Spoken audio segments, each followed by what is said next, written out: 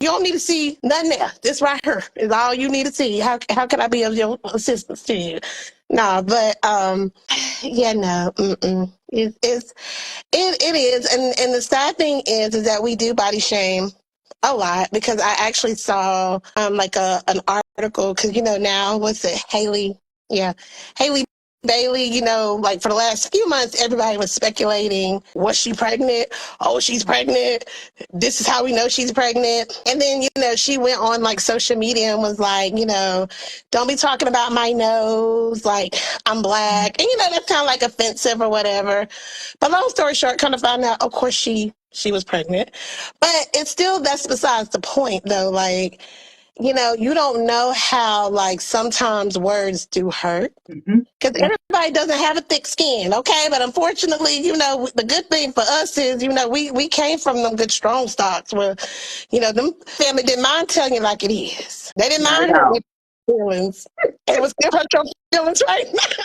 But honestly though, I don't think that they thought they were hurting your feelings.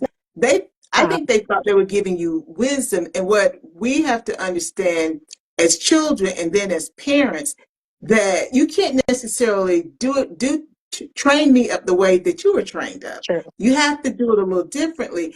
And when we don't do that, sometimes it impacts relationships that parents have with their adult children, and they don't understand the kid, because I'm a kid, we haven't forgotten how that made us feel. And so it's like, now we'll feed you with that long handled spoon, as they say, but that's the reason why, because it does hurt. And I'm reminded of, as we wrap up this session, what is this? Used to say, sticks and stones may break my bone, but words will never hurt me.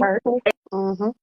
And that is so untrue. Yes, sticks and stones will break your bone, but hopefully they will mend too. But the words and what people have said to us, that stays with us a lifetime. Even when we have managed it, we've come to an understanding about why they said that and how they said it. It's still in us.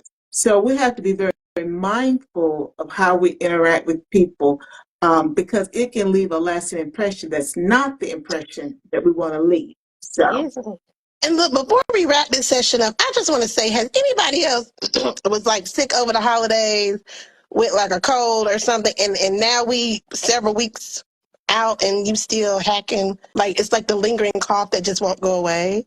Because I promise you, I don't know what to do with this. If anybody has any suggestions, drop it down in the comments on like how to make this cough just go away, because it's a tickle.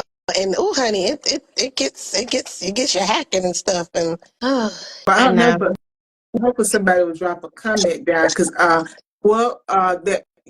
I think Mansell said, now he was a nerd. Y'all have made my night. Now that made me think about that rock candy. Now Betty Boop, she understand what I'm talking about.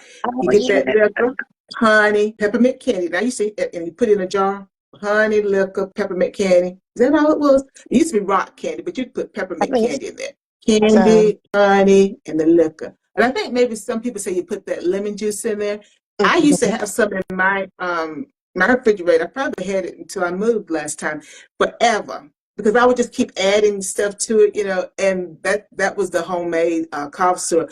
Now, hot tea with honey. It helps a lot too. Yeah, because you got to get that little tickle, because it seems like you always get it at the wrong time. I'm over here trying to talk to the people, and I just like